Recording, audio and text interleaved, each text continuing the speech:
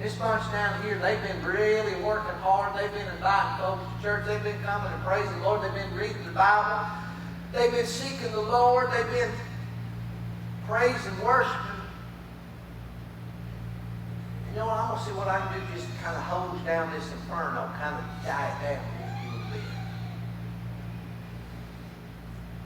But with a greater commitment comes greater strength. And your defenses get a little bit stronger.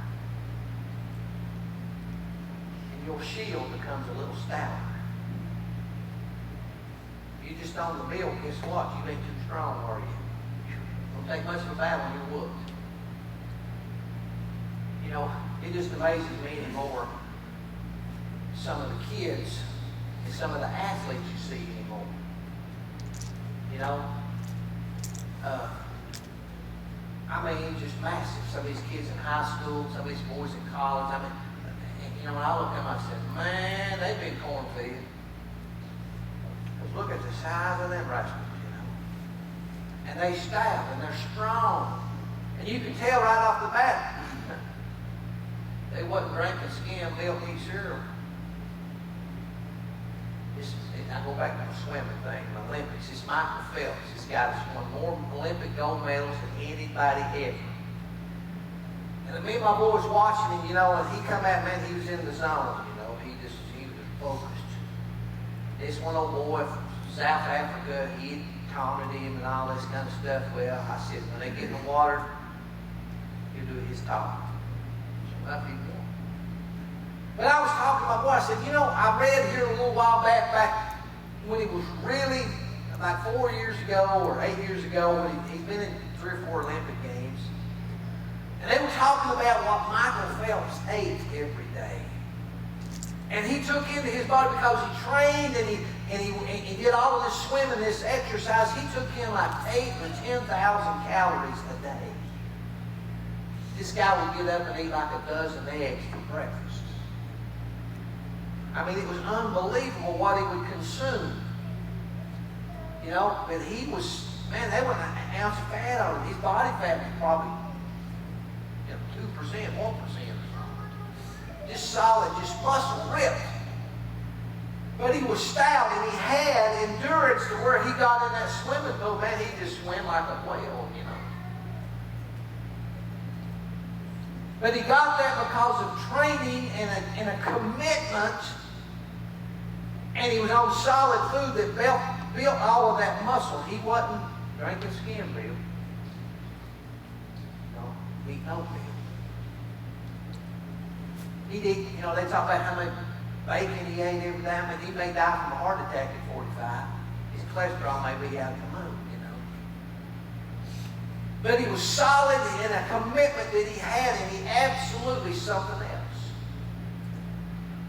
But if we have that great commitment and we launch out into the deep and we get on the solid food spiritually, we'll be something else too.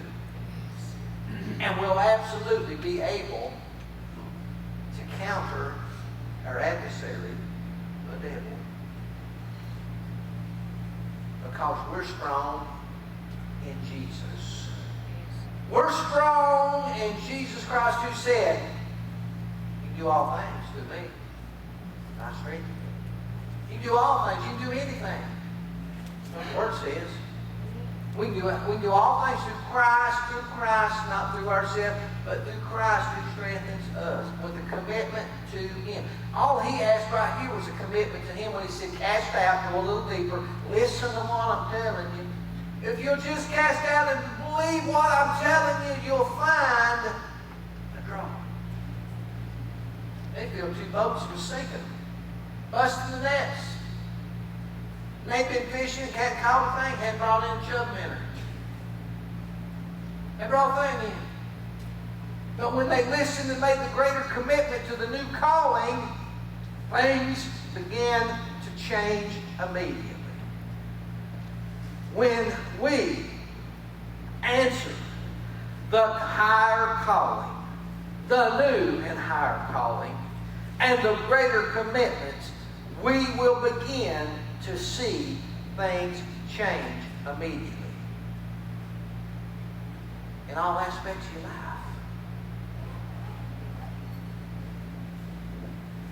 There's many people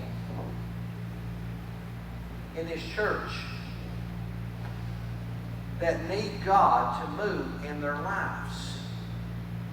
You're saved, you're on your way to heaven. You took care of that. But you need God to move in your life. Either physical, spiritual, financial.